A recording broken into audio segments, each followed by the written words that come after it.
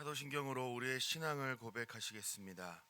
전능하사 천지를 만드신 하나님 아버지를 내가 믿사오며 그 외아들 우리 주 예수 그리스도를 믿사오니 이는 성령으로 잉태하사 동정녀 마리아에게 나시고 본디오 빌라도에게 고난을 받으사 십자가에 못 박혀 죽으시고 장사한 지 사흘 만에 죽은 자 가운데에서 다시 살아나시며 하늘에 오르사 전능하신 하나님 우편에 앉아 계시다가 저리로서 산자와 죽은 자를 심판하러 오시리라. 성령을 믿사오며 거룩한 공회와 성도가 서로 교통하는 것과 죄를 사하여 주시는 것과 몸이 다시 사는 것과 영원히 사는 것을 믿사옵나이다. 아멘. 이 시간 찬송가 542장 구주 예수 의지함이 함께 찬송하겠습니다.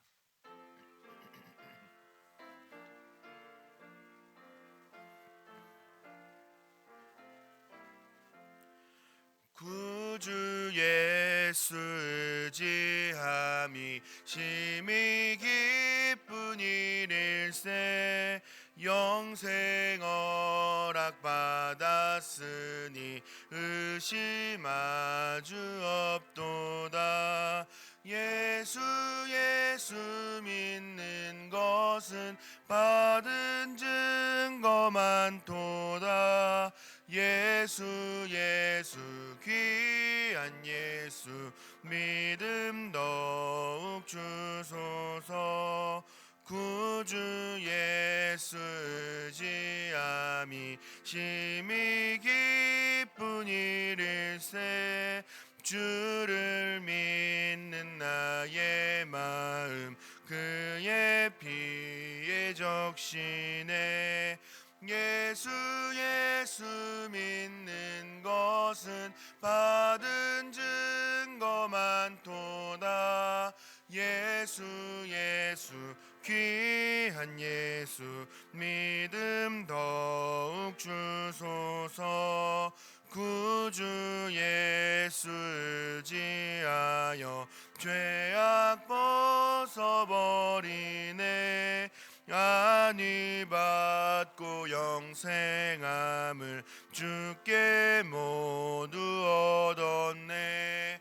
예수 믿는 것은 받은 증거 많도다. 예수 귀한 예수 믿음 더욱 주소서. 구주 예수 의지하여 구원함을 얻었네. 영원 무궁지나도록 주여 함께 하소서.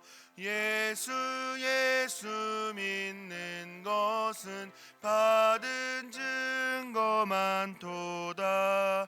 예수 귀한 예수 믿음 더욱 주소서. 아멘. 아멘. 오늘 우리가 함께 나눌 말씀은 신약성경 마태복음 17장 14절부터 27절까지의 말씀입니다. 제가 가진 성경으로 신약성경 29면에 있는 마태복음 17장 14절부터 27절까지의 말씀입니다. 한 절씩 교독하신 후에 마지막 27절은 합독하도록 하겠습니다. 제가 먼저 14절 말씀을 봉독하겠습니다.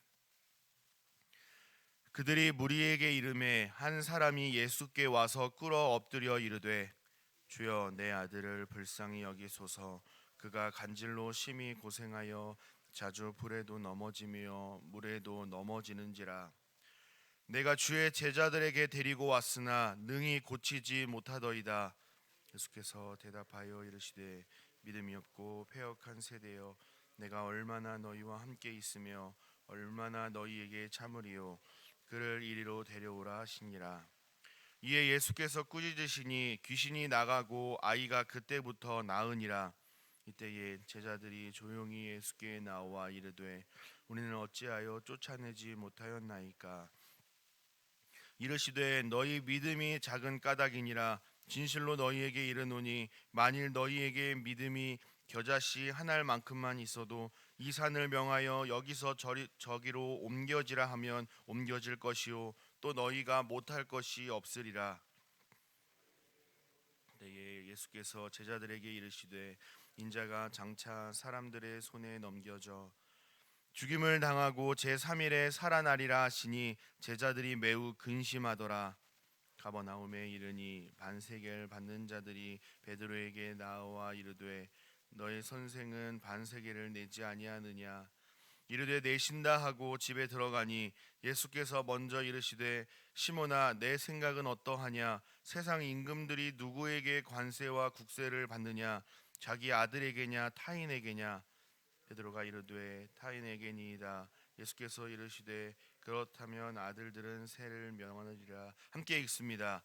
그러나 우리가 그들이 실족하지 않게 하기 위하여 내가 바다에 가서 낚시를 던져 먼저 오르는 고기를 가져 입을 열면 돈 한 세겔을 얻을 것이니 가져다가 나와 너를 위하여 주라 하시니라.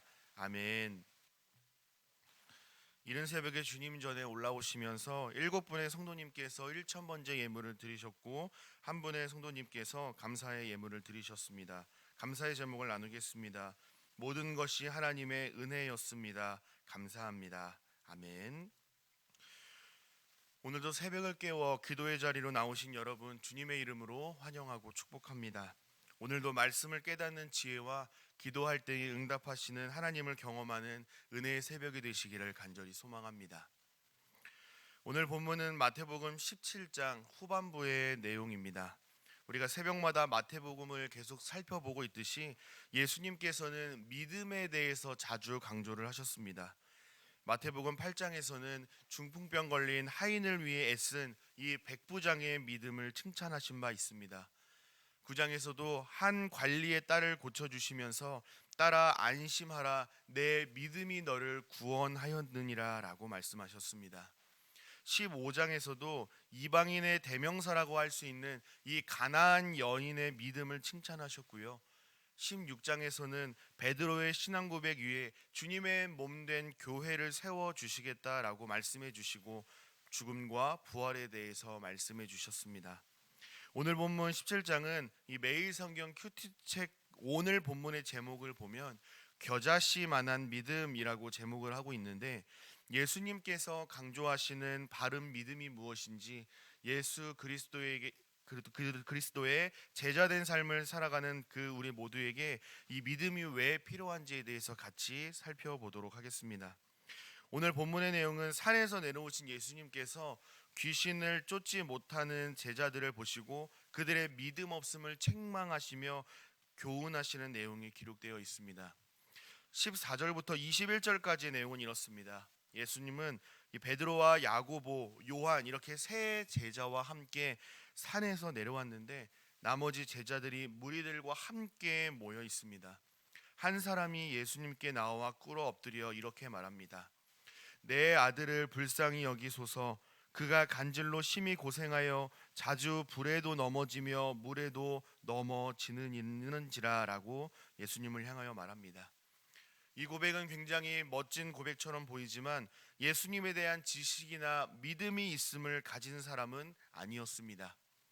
예수님께서 많은 병자들을 고치시는 이적들을 보여주셨고 병을 능히 고칠 수 있다라는 능력이 있는 명성과 소문이 돌았기 때문에 간절한 치료를 바라며 예수님께 나온 것입니다. 먼저 예수님의 제자들에게 고쳐달라고 요청을 했습니다. 그러나 제자들은 능히 고치지 못했습니다. 그래서 지푸라기라도 잡는 간절한 심정으로 예수님 앞에 나와 꿇어 엎드려 치료를 간청하고 있는 것입니다. 예수님께서는 마태복음 10장에서 12제자를 부르시면서 더러운 귀신을 쫓아내시고 모든 병과 모든 악한 것들을 고치는 권능을 주시면서 제자들을 세상으로 파송하셨습니다. 그럼에도 불구하고 예수님의 제자들은 간질로 고생하는 이 아이의 병을 능히 고치지 못했습니다. 그 이유가 무엇일까요? 예수님의 능력으로도 고치지 못하는 병이 있었던 걸까요? 아니면 통로의 역할을 하는 제자들에게 어떤 문제와 약함이 있었던 걸까요? 17절에 예수님의 대답이 기록되어 있습니다. 그런데 17절은 잠시 접어두고 18절 말씀을 먼저 보도록 하겠습니다. 18절 말씀을 우리 같이 한번 읽어보도록 하겠습니다. 18절 말씀 함께 읽겠습니다. 시작. 이에 예수께서 꾸짖으시니 귀신이 나가고 아이가 그때부터 나으니라. 아멘. 예수님께서 귀신을 꾸짖으시니 말씀하신 즉시 아이의 병이 나았다라고 말씀을 합니다. 여기서 우리는 한 가지는 분명히 해결을 했습니다. 그것은 예수님의 능력으로 고치지 못하는 병은 없다라는 사실입니다. 그렇다면 제자들이 간질이라는 병을 고치지 못했던 이유가 예수님 밖에 어딘가에 존재했다는 것으로 우리가 이해할 수가 있는데 17절 말씀도 같이 한 목소리로 읽어보도록 하겠습니다. 17절입니다. 시작. 예수께서 대답하여 이르시되 믿음이 없고 패역한 세대여 내가 얼마나 너희와 함께 있으며 얼마나 너희에게 참으리요 그를 이리로 데려오라 하시니라. 아멘. 예수님의 제자들이 간질로 고생하고 있는 아이의 병을 고치지 못하는 이유는 믿음이 없기 때문이다라고 말씀을 하십니다. 믿음이 없고 패역한 세대여라고 말씀하는데 이 표현은 모세가 시내산에 올라갔을 때에 모세의 부재를 견디지 못하고 황금 송아지를 만들었던 이 이스라엘 백성들을 책망할 때 사용하던 단어였습니다. 마찬가지로 예수님의 제자들은 예수님께서 변화산에 올라가 계시는 동안 믿음이 약해졌습니다. 예수님이 보이지 않았기 때문에 예수님보다 세상이 더 크고 눈앞에 보이는 상황과 환경이 더 크고 중요하게 보였던 것입니다. 사랑하는 제2가족 여러분, 믿음이 무엇일까요? 그리고 믿음이 있다라는 것은 무엇일까요? 눈앞에 보이는 어떤 상황과 환경보다 하나님과 하나님께서 행하신 일, 또 행하신 일을 소망하며 믿고 순종할 수 있는 것이 믿음의 삶입니다. 최근에 저희 딸 아이에게 작은 플라스틱 미끄럼틀 하나가 생겼습니다. 아직 16개월밖에 되지 않아서 엄마 아빠의 도움 없이는 미끄럼틀을 오르내리는 것이 버거운 것이 사실입니다. 저 역시도 아이 혼자 이 미끄럼틀을 오르다가 뒤로 넘어갈까봐 혼자 오르는 것이 굉장히 두렵습니다. 혹시 모를 어떤 사고가 날까봐 걱정이 되기 때문입니다. 한 번은 아빠가 손을 잡아줄 테니 용기를 내서 한번 미끄럼틀을 타보자고 아이를 도전했습니다. 몇 번을 망설이는 듯 하다가 아빠의 응원의 말과 아빠가 뻗은 이 손을 보며 미끄럼틀 아래로 몸을 던지는 아이의 모습을 보면서 대견하게 생각한 적이 있습니다. 지금은 아빠가 손을 잡아준다고 내려오라라고 이야기하면 이제는 아니라고 고개를 이렇게 흔들면서 손을 뿌리치면서 자기 혼자 내려갈 수 있다라고 말합니다. 그리고 혼자 그 계단을 올라가서 미끄럼틀에 혼자 자기의 몸을 던지는 그 모습을 보면서 또 그 순간 스피드를 만끽하는 이 아이로 성장한 것을 보면서 저는 깨달았습니다. 아, 이게 믿음이구나. 하나님께서 제자들에게 믿음을 요구하신 이유가 분명히 있고 믿음의 유익 또한 달콤하다라는 깨달음을 주셨습니다. 제가 보기엔 작고 연약한 이 딸 아이가 용기 있는 멋진 믿음의 행동을 보여주면서 제가 참 믿음 없는 자처럼 살아가고 있다라는 제 믿음을 직시하게 되었습니다. 오늘 본문에서 간질을 고치지 못하는 제자들의 모습을 보면서 예수님께서는 책망하시고 꾸짖으셨습니다. 하지만 제자들의 모습이 곧 저의 모습이다라는 생각이 들었습니다. 주여 제 믿음 없음을 불쌍히 여겨 주옵소서라는 이 믿음을 구하는 기도가 제 삶을 가득 채우시는 은혜가 있기를 간절히 소망합니다. 아울러 이 기도가 우리 모두의 기도가 되기를 간절히 소망합니다. 이 새벽에 기도하실 때에 상황과 환경을 넘어 역사하시는 하나님을 보고 신뢰할 수 있는 올곧은 믿음을 허락해 주옵소서라고 기도할 수 있는 우리 모두가 되기를 간절히 소망합니다. 제자들이 조용히 예수님께 나와 우리는 왜 병을 고치지 못했습니까? 라고 질문했을 때에 예수님은 참된 믿음에 대해서 말씀해 주시는데요. 20절 말씀입니다. 이르시되 너희 믿음이 작은 까닭이니라. 진실로 너희에게 이르노니 만일 너희에게 믿음이 겨자씨 한 알만큼만 있어도 이 산을 명하여 여기서 저기로 옮겨지라 하면 옮겨질 것이요 또 너희가 못할 것이 없으리라라고 말씀하십니다. 믿음이 겨자씨 한 알만큼만 있어도 못할 것이 없다고 예수님은 말씀하십니다. 이 말씀을 대할 때에 우리는 이 겨자씨 한 알이 마치 코끼리 똥처럼 되게 크게 보일 것이라 생각하는데 그렇지가 않습니다. 겨자씨는요, 당시 알려진 씨앗 중에서 가장 작습니다. 소금보다 훨씬 더 작은 크기를 가지고 있습니다. 그런데 이 씨앗이 심겨지면 무려 최대 3m에서 4m까지 자란다라고 말합니다. 예수님은 믿음을 겨자씨에 비교하면서 조그마한 믿음이 있어도 큰 일을 가능하게 할 것이다 라고 말씀합니다. 왜냐하면 우리의 믿음은 작고 연약해 보일지라도 우리와 함께 하시는 크신 하나님께서 큰 일을 행하시기 때문입니다. 제자들의 믿음이 작다라는 것은 마치 수영을 책상에서 책으로 공부한 후에 정작 물속에서는 전혀 헤엄치지 못하는 모습과 같습니다. 중요한 순간에 펼쳐지지 않은 낙하산처럼 필요할 때 아무 효력도 발휘하지 못하는 연약한 모습의 믿음인 것입니다. 그러나 주님은 겨자씨만한 믿음이라고 말씀하십니다. 우리의 믿음이 아주 작고 하찮아 보일지라도 겨자씨만한 작은 믿음을 통해서도 크게 역사하시는 크신 하나님을 신뢰하며 살아가는 사랑하는 모든 제2 가족들이 되시기를 간절히 소망합니다. 시편 18편 29절에서 시인 다윗은 하나님을 향한 믿음을 이렇게 고백했습니다. 내가 주를 의뢰하고 적군을 향해 달리며 내 하나님을 의지하고 담을 뛰어 넘나이다. 내가 주님을 의뢰하고 적군을 향해 달리며 내 하나님을 의지함으로 담을 뛰어 넘습니다 라고 시인 다윗은 고백했습니다. 다윗은 이러한 신앙 고백을 할 수 없는 상황이었습니다. 원수들이 시인을 포위하여 사방이 막힌 것 같은 도저히 해결할 방법이 없는 절망적인 순간이었습니다. 그러나 시인은 낭망하고 좌절하는 믿음 없는 자의 모습을 보이지 않았습니다. 도리어 믿음의 모습을 보였습니다. 내가 주를 의뢰하고 적군을 향해 달리며 내 하나님을 의지하고 담을 뛰어 넘습니다라고 믿음의 고백을 드렸습니다. 어떻게 이런 고백을 보일 수 있었을까요? 눈앞의 상황보다 그와 함께 하시는 하나님이 더 크게 보였기 때문입니다. 이것이 믿음입니다.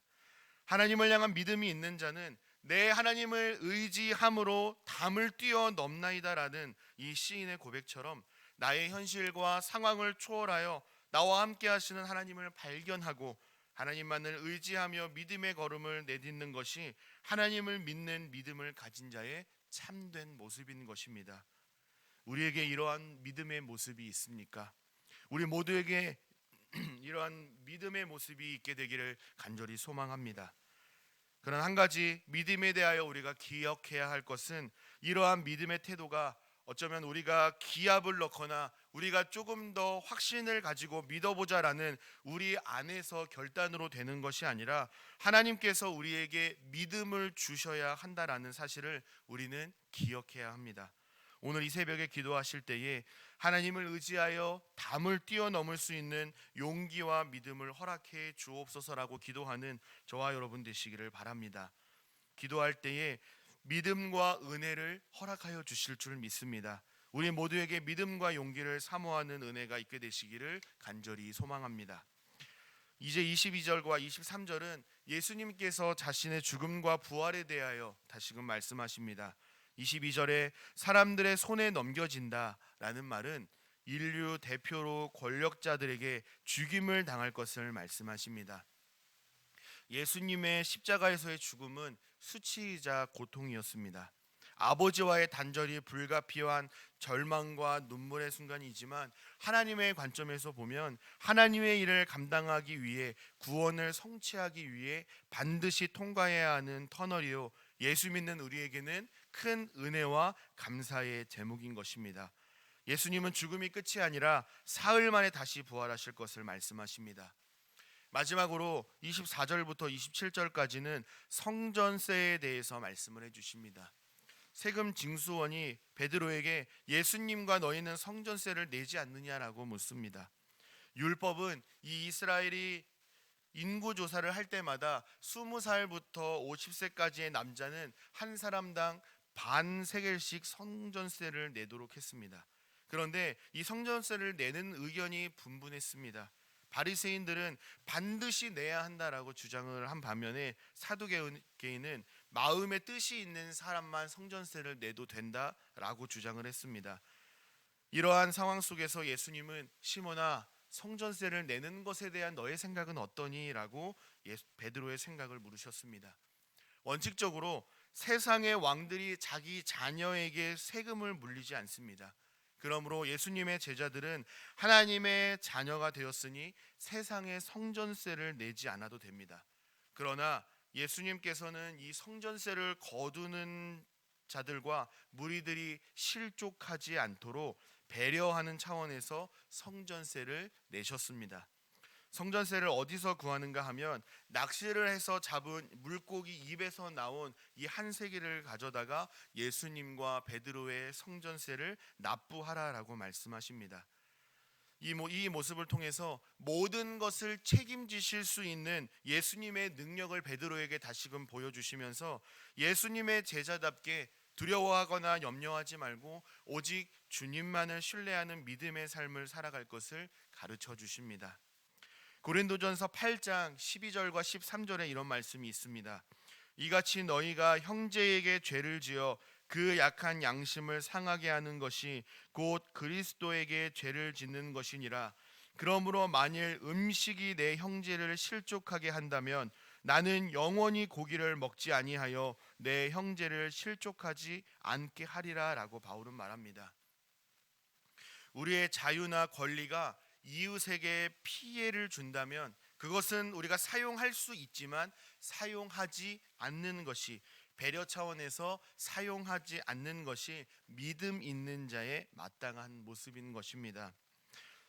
정부에서는 마스크 착용을 권고하고 있지만 혹시 모를 옆에 있는 사람이 취약한 자일지 모르니 기꺼이 마스크를 쓸 수 있는 배려의 모습이라던가, 예배에 늦게 오시는 분들을 위해서 의자 가운데부터 앉는다거나, 아니면 어르신들이나 어린 자녀들과 함께 교회에 오시는 성도님들을 위해서 지하 주차장을 내어주고 5층 주차장을 내어주고 조금 먼 곳에 주차하고 걸어올 수 있는 배려 같은 것을 예로 들 수 있을 것 같습니다. 진리에 대한 부분은 우리가 타협하지 않고 반드시 담대한 태도로 일관해야겠지만, 그렇지 않은 부분이라면, 배려의 차원이라면 가족들과 형제들 그리고 주위 교회에 사는 분들을 포용하고 이해하고 배려하는 모습이 우리에게도 있어야 하지 않을까 생각합니다.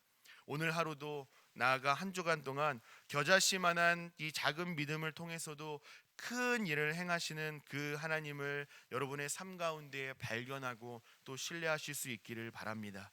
하나님께서 주시는 이 풍성한 믿음의 결실로 말미암아 선을 행하고 덕을 행하며 하나님께 영광 돌리는 예수 그리스도의 제자된 모습으로 살아가는 제2가족 모두가 되시기를 주님의 이름으로 간절히 소망합니다. 기도하겠습니다. 사랑의 아버지 하나님, 은혜와 사랑을 감사드립니다. 오늘 이 새벽에도 주님의 전에 불러주셔서 말씀 듣고 기도하게 하시니 감사를 드립니다. 오늘은 예수님께서 제자들의 믿음 없음을 책망하시며 바른 믿음에 대하여 가르쳐 주시는 내용을 함께 살펴보았습니다. 제자들의 실패와 믿음 없음을 보며 혀를 차게 되기도 하지만 가만히 생각해 보면 우리들의 모습과 제자들의 모습이 크게 다르지 않음을 보게 됩니다. 주여, 우리를 불쌍히 여겨 주셔서 흔들리지 않는 믿음과 은혜를 부어 주셔서 눈앞에 보이는 상황과 환경에 좌절하고 절망하는 믿음 없는 이방인의 삶을 살지 않게 하시고, 내가 주를 의뢰하고 적군을 향해 달리며 내 하나님을 의지하고 담을 뛰어넘나이다라고 고백하며 믿음으로 나아간 시인 다윗처럼 우리에게도 참된 믿음으로 이 세상을 승리하며 살아갈 수 있도록 인도하여 주옵소서. 또한 예수 믿는 자로서 할 수 있는 자유와 권리가 우리에게는 있지만 주위 사람들이 실족하지 않도록 포기하고 배려할 수 있는 예수님의 마음을 허락하여 주옵소서. 진리의 문제 앞에서는 타협하지 않는 올곧은 믿음을 주시고 예수를 믿는 하나님의 자녀된 자로서 선을 행하고 덕을 행하며 살아갈 수 있도록 함께하여 주옵소서. 하나님 전에 나오실 때에 예물을 올려드린 귀한 손길이 있습니다. 하나님 나라와 주님의 몸된 교회가 바르게 견실하게 세워지는 일에 사용될 수 있도록 인도하여 주옵소서. 하나님의 은혜에 감사하며 구별하여 드린 예물을 기쁘게 받아주시고 정성껏 드린 손길과 기도 제목 위에 함께하여 주시고 땅의 기름진 복과 하늘의 신령한 복으로 가득 채워 주옵소서. 돌아가는 발걸음도 안전하게 지켜주시고 이 새벽에 간절히 기도하는 제2 가족들의 간절한 기도를 들어 응답하여 주시고 하나님의 때에 하나님의 방법으로 응답하여 주옵소서. 그렇게 행하실 우리 주님을 기대하고 찬송하오며 우리 주 예수 그리스도의 이름으로 감사하며 기도하옵나이다. 아멘. 하늘에 계신 우리 아버지여, 이름이 거룩히 여김을 받으시오며 나라 임하옵시며 뜻이 하늘에서 이룬 것 같이 땅에서도 이루어지이다. 오늘날 우리에게 일용할 양식을 주옵시고 우리가 우리에게 죄 지은 자를 사하여 준 것 같이 우리 죄를 사하여 주옵시고 우리를 시험에 들게 하지 마옵시고 다만 악에서 구하옵소서. 대개 나라와 권세와 영광이 아버지께 영원히 있사옵나이다. 아멘. 이 시간 공동체의 기도의 제목으로 합심하여 기도하겠습니다.